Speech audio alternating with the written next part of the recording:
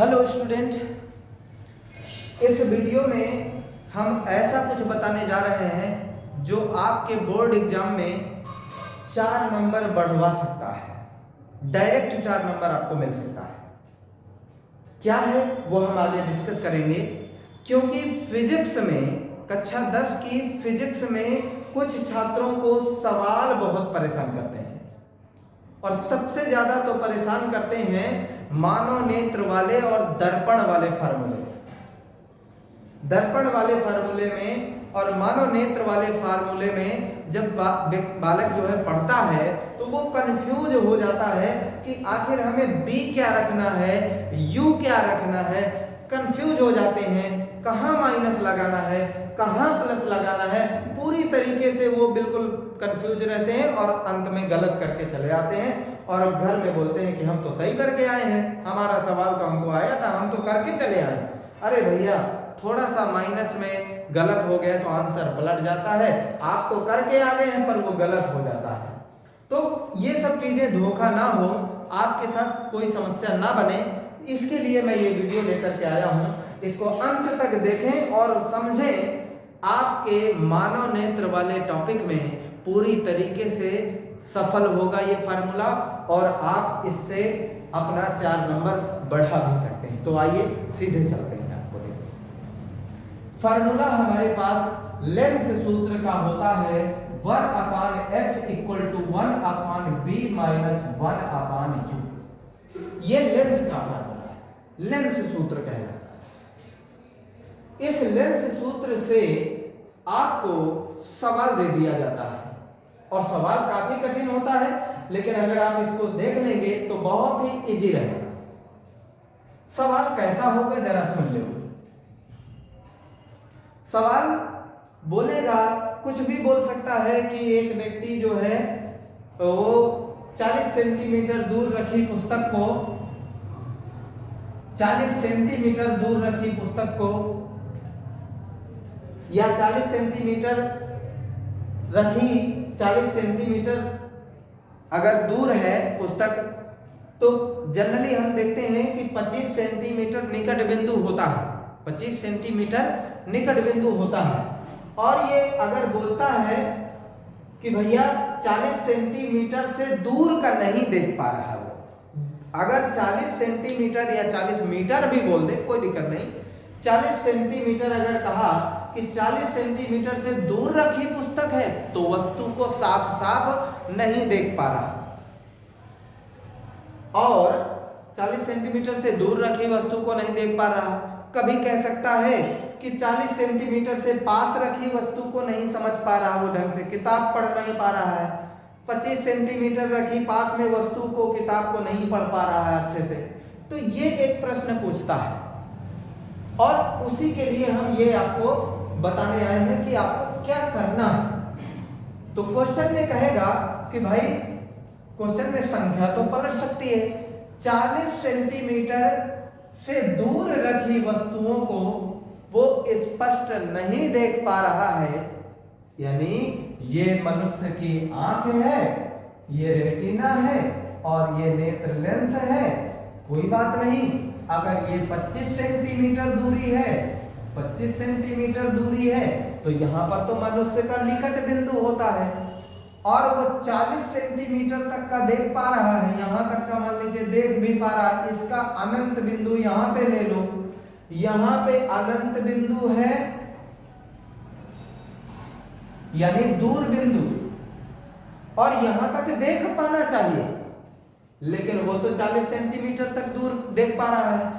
यहां तक का देख पा रहा है लेकिन यहां तक का नहीं देख पा रहा, यानी उसे दूर का नहीं दिखाई दे रहा, दूर का स्पष्ट नहीं दिखाई दे रहा। तो जब कभी कहा जाए कि दूर का स्पष्ट नहीं दिखाई दे रहा तो उसे निकट दृष्टि दोष है। क्या है? निकट दृष्टि दोष। अगर दूर का नहीं दिखाई दे रहा तो निकट दृष्टि दोष है, और अगर निकट का नहीं दिखाई दे रहा तो दूर दृष्टि दोष है। ये भी समझ। अब उसे 40 सेंटीमीटर से दूर का नहीं दिख रहा तो कहो कि इसमें क्या करना है? करना यह है कि आप कंफ्यूज होते हैं कि बी और यू क्या रखें। बहुत ही चीज, यही तो हम बताने आए हैं।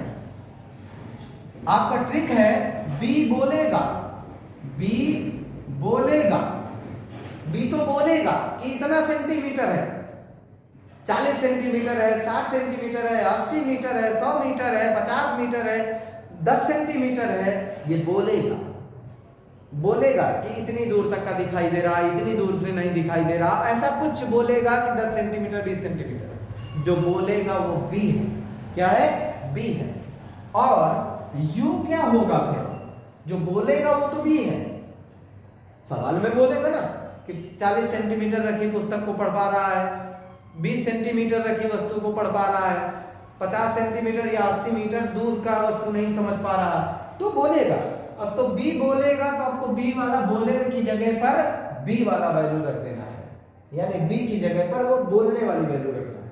कहोगे यू पर क्या रखना है, तो यू पे आप एकदम बिल्कुल कंफर्म कर लीजिए कि या तो हमको अनंत रखना पड़ेगा या तो हमको 25 रखना पड़ेगा।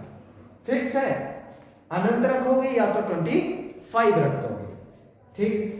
और अंत में आपको एक ट्रिक लगाना है कि सब में माइनस रहेगा, सब माइनस में। टेंशन ही नहीं लेना है कि कहां माइनस लगाए कहां प्लस, सब माइनस, यू भी माइनस बी भी माइनस। चलो देख लो, अगर कहता है 1/f equal to 1/b, B क्या रखना है? बी बोलेगा 40 सेंटीमीटर बोला है, हमने 40 लिखा, वो भी माइनस का, सब माइनस का, इसको नहीं लिखना, ये तो ज्ञात करना फोकस दूरी, माइनस का 40, फिर माइनस लगा है 1/u। इस बार दूर का नहीं दिखाई दे रहा, यहां का नहीं दिख रहा, अनंत का नहीं दिख रहा, तो यहां पे अनंत लगा दो, अनंत कर दो। वो भी काहे का है? माइनस का है। चलो माइनस करते हो, सॉल्व करो इसको। 1/f इक्वल टू 1/ माइनस का 40, माइनस माइनस हो गया प्लस 1/इन्फिनाइट। इस वैल्यू को आपको जीरो समझना है।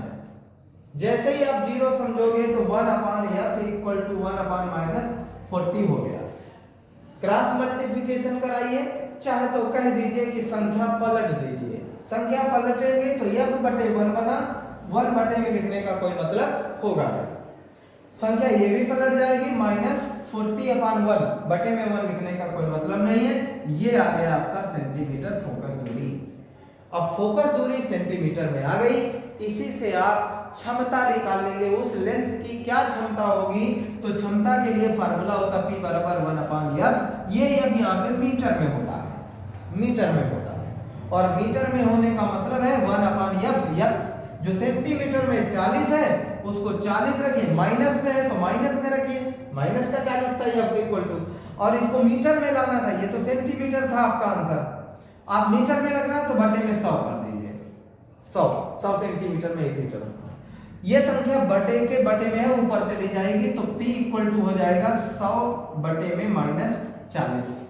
जब ये आ जाएगी P इक्वल टू 100 बटे में -40, 1 0 से 1 0 कटा, P बराबर आया 10/4, माइनस का आएगा 2 दूनी 4, 2 पंचे 10, P इक्वल टू माइनस का 5/2। देखिए 5/2 2.5 लिखा हुआ है, तो P इक्वल टू हो जाएगा -2.5 D फॉर डायोप्टर। ये कि उस लेंस की क्षमता हो गई जो आपको 40 सेंटीमीटर दूर दिखा रहा था, अब वो अनंत तक के लिए दिखा देगा।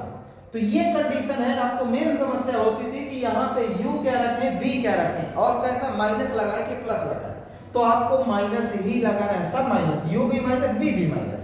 B बोलेगा, U आपको पहले से रखना है, समझ करके सवाल को कि अनंत रखा जाएगा कि 25 रखा जाएगा। अगर निकट की बात करेगा तो 25 रखना है, दूर की बात करेगा तो अनंत रख देना है। तो ये हमारी ट्रिक थी, और इसी से रिलेटेड आपका सवाल भी बोर्ड एग्जाम में पूछा जाने वाला है। इस 2023 के 27 तारीख के एग्जाम में भी आपका ये सवाल हो सकता है, इसलिए आपको समझ लेना है। ठीक है, थैंक यू।